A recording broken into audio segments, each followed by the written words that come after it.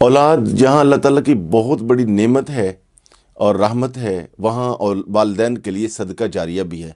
मगर मैंने देखा है कि हमारे दीनी लिटरेचर में, कुतुब में और हमारी मजालस और महफ़िल में वालिदैन के बहुत ज़्यादा हुकूक बयान किए जाते हैं और करने भी चाहिए, और वालिदैन का बहुत बड़ा मकाम है। मगर जिस इस्लाम ने वालिदैन के हुकूक बयान किए हैं, उसी इस्लाम ने औलाद के भी हुकूक बयान किए हैं। बल्कि वालिदैन को औलाद के हुकूक पहले अदा करना होते हैं। ये ऐसे ही है कि इस हाथ दो और इस हाथ लो। अगर वालिदैन अपने हुकूक इस हवाले से अच्छे तरीके से अदा नहीं करेंगे तो फिर अपने हुकूक की तवक्को न करें। और हमें ये पेश नज़र रहना चाहिए कि जो और वालिदैन के हुकूक हैं वो औलाद के फ़राइज़ हैं, जो औलाद के हुकूक हैं वो वालिदैन के फ़राइज़ हैं। तो अगर दोनों फरीक जो हैं वो अपनी अपनी ज़िम्मेदारियां और फ़राइज़ को सही अदा करें तो दोनों को उनके हुकूक अच्छे तरीके से मिल जाएंगे। हुज़ूर नबी अकरम सल्लल्लाहु अलैहि वसल्लम ने इरशाद फरमाया, जब कोई बंदा फौत होता है तो उसके आमाल का रजिस्टर मुकम्मल तौर पे बंद होता है, जो हो जाता है। जिसने जो करना है वो कर लिया, अच्छा करना था या बुरा करना था। तीन चीज़ें हुज़ूर ने फरमाया कि मरने के बाद भी मैयत को उसका फ़ायदा पहुँचता रहता है, जिनमें एक यह है कि फरमाया इल्म नाफ़े, किसी भी तरह नफ़ामंद इल्म की खिदमत कर दी। वो कुरान का भी हो सकता है, वो आईटी और साइंस का, और जिससे इंसानियत को नफ़ा पहुँचे वो कोई भी इल्म हो सकता है। और तीसरा फरमाया कि सदका जारिया, कोई भी ऐसा काम जिससे मखलूक खुदा फ़ायदा उठाती रहे, मतलब पुली बनवा दी, सड़क बनवा दी, मस्जिद बनवा दी, पानी का इंतज़ाम कर दिया, जिससे मखलूक खुदा फ़ायदा उठाती रहे। और तीसरी बात यह है कि फरमाया औ वालदुन सालेह, और नेक औलाद।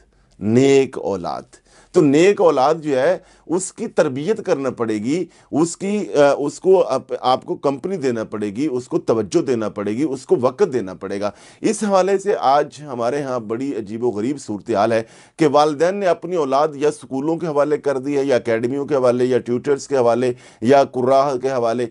खुद टाइम नहीं देते।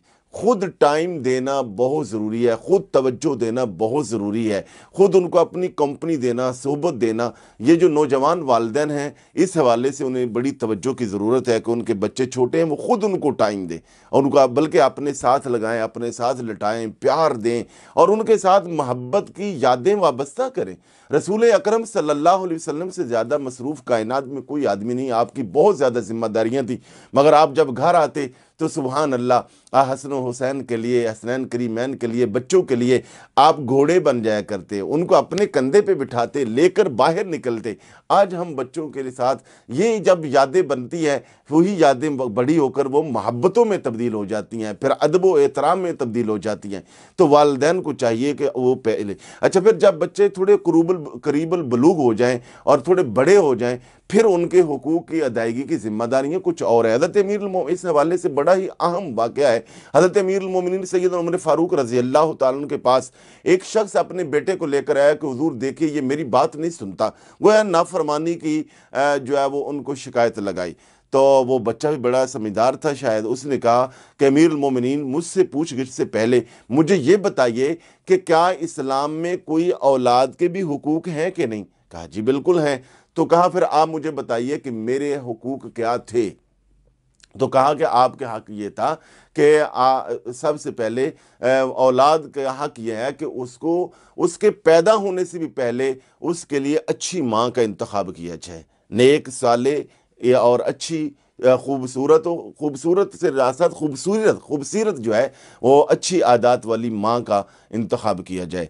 और इसी तरह फिर जब पैदा हो जाए उसका अच्छा नाम रखा जाए, उसका अकीका किया जाए।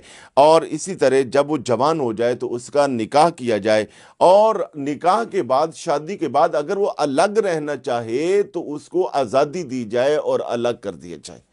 कहा क्या मेरे वालिद से पूछिए क्या इन्होंने क्या ये 4 हुकूक मुझे दिए?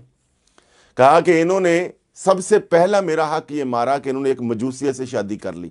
दूसरा हक मेरा ये मारा कि मेरा इन्होंने नाम रखा गुबरेला, ये कोई मेरा नाम है, यानी ये गोबर के अंदर जो एक कीड़ा होता है वो है। अकीका मेरा इन्होंने दिया, और मैं जवान हो चुका हूं, अभी तक मेरा ना निकाह किया ना मेरे निकाह का सोच रहे हैं, और अलग करना तो अगली बात है।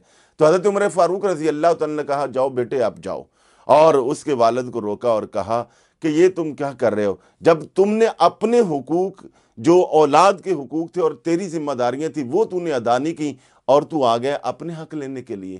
تو اسی طرح والدین کو چاہیے کہ وہ اپنے حقوق ادا کریں، والدین اولاد کی اچھی تربیت کریں اور ان کو اچھی تعلیم دیں، اور اس کے ساتھ ساتھ کمپنی دیں، اور جب بچے بڑے ہو جائیں تو بے جا قسم کی ان پہ تنقید نہ کریں، ان کو تھوڑی آزادی دیں، ان کو ان پہ اعتماد کریں اور اعتماد کا ایک ماحول بنائیں۔ اور والدین جب یہ اپنی ذمہ داریاں ادا کریں گے، اور بہت سارے بچے ایسے ہیں کہ وہ یعنی ایک تو یہ ہوتا ہے کہ ان کی سرگرمیوں پر نظر رکھنی چاہیے کہ کہیں ان کی سوسائٹی بری نہ ہو جائے، کہیں وہ بری طرف نہ، اگر بچے ان کی سوسائٹی بری نہیں ہے، مطلب وہ نمازوں کی پابندی بھی کرتے ہیں، بہت سارے بچے ایسے ہیں جو قرآن پڑھتے ہیں، اچھی صحبتیں ہیں، اچھی مجلسیں ہیں، وہ نیکی کی طرف جانا چاہتے ہیں، اس پر بھی بعض اوقات والدین جو ہے وہ اس طرح کی تنقید کر، آپ نے داڑھی کیوں رکھ لی ہے، آپ نمازی زیادہ ہو جاتے ہیں، آپ یہ ہو جاتے، نہیں، اس طرح جا قسم کی جو تنقید ہے یہ الٹا بچوں کو باغی کر دیتی ہے۔ الغرض بے شمار اس پہ باتیں کی جا سکتی ہیں، ہمیں اس حوالے سے سمجھنا ہے کہ ہم نے اولاد کے کیا حقوق ادا کیے ہیں، ادھر ہم اپنے حقوق ادا کریں گے، ادھر انشاءاللہ اللہ تعالی ہماری اولاد کو نیک صالح بنائے گا، وہ ہمارے حقوق یعنی والدین کے حقوق ادا کرے گی۔